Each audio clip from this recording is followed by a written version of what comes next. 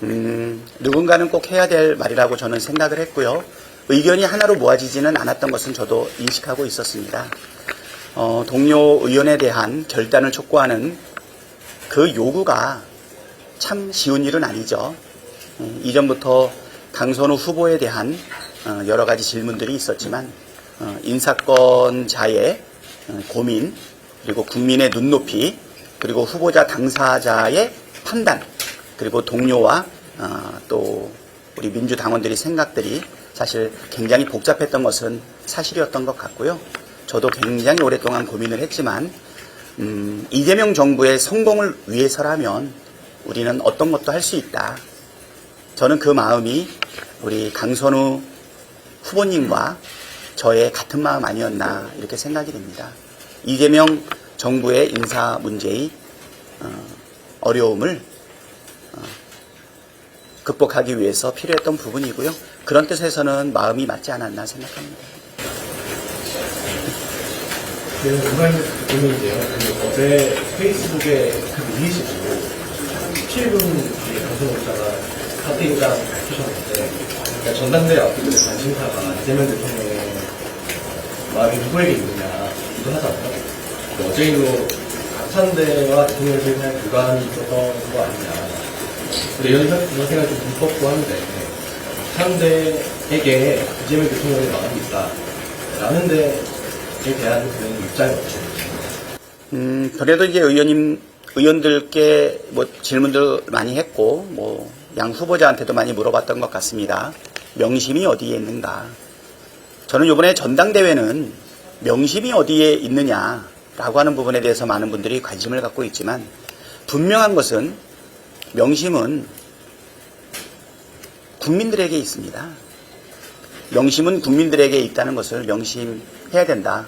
저는 그렇게 생각을 하고요. 네. 대통령의 마음이 어디 있냐? 유불리에 영향을 미칠 수는 있겠지만 그거로 집권 여당의 당대표를 뽑는데 그거를 명분으로 삼을 수는 없지 않겠습니까? 대통령께서도 보수 언론인한테 하셨던 말씀이 있지 않습니까? 네, 의원들의 조명 기자입니다.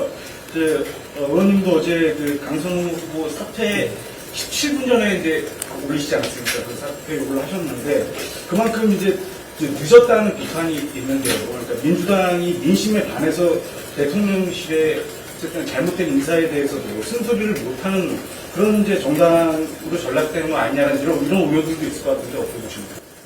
예, 여기까지만 어제 우리 강선우 후보 사퇴와 관련된 질문을 받도록 할게요. 사실 오늘 기자회견 굉장히 의미 있는 겁니다. 그렇지 않습니까? 대통령의 인사 시스템과 관련된 여러 가지 의견이 당연히 있을 수 있다고 생각합니다. 인수위 없이 시작되어서 총리 임명하고 빠르게 내각을 좀 구성하고 있는 중 아니겠습니까? 전반적인 평가는 골고루 잘했다. 이런 의견들이 있었고요. 이재명 대통령께 부정적인 비판적인 시각을 오래 보였던 대기자들도 이재명 정부의 인사 문제만큼은 참 잘하고 있다. 정치적으로 참 잘하고 있다. 이런 의견을 내렸다. 이렇게 생각이 됩니다. 국민의 눈높이를 맞추어서 그 부분을 적절하게 받아들이고 또 인사권자뿐만 아니라 우리 민주당도 후보자 당사자도 적절하게 대응을 잘하고 있는 것은 내란을 극복하고 어렵게 만들어진 이재명 정부가 어떤 경우에도 국민의 눈높이에 맞추어서 민생을 회복하고 경제도 성장시키고 그리고 빠른 내란 종식, 검찰개혁, 언론개혁, 그리고 사법개혁까지 이르는 그러한 지금 우리에게 요구되고 있는 그 시대적 소명을 잘 감당하기 위한 부분들 아니겠습니까?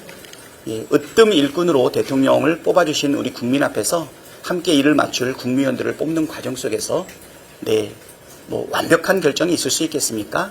혹시라도 국민의 눈높이에 맞지 않거나 부담이 되는 부분이 있다면 이재명 정부의 성공을 위해서 어떤 의견도 다 감수하고 받아들일 각오가 되어 있다 이렇게 말씀드리고요. 인사 시스템의 문제 부분에 대해서는 좀 더 시간을 가지고 지켜보셨으면 좋을 것 같습니다. 저는 전반적으로 잘 하고 있고 문제가 있는 부분들은 즉각 반영하고 있다 이렇게 말씀드리겠습니다. 채널A 조민기입니다. 오늘 방금 발표 주신 법제정 관련해서 네. 정성호 장관도 적극 나오달라고 말씀하셨는데요. 장관님이나 당 지도부와 사전 좀 교감하신 바가 있으실까요? 뭐 제가 질문하지 말라고 얘기를 하는데 사실 어저께 17분 전에 올렸다라고 했는데 17분 뒤에 이런 발표가 날 거를 전혀 알지 못했습니다. 예, 이재명 정부의 성공을 위해서 서로 갖고 있는 생각이 사실은 맞았던 거죠. 지금 검찰개혁과 관련해서 사실 검찰개혁의 핵심은 수사와 기소의 분리 아니겠습니까? 그렇죠?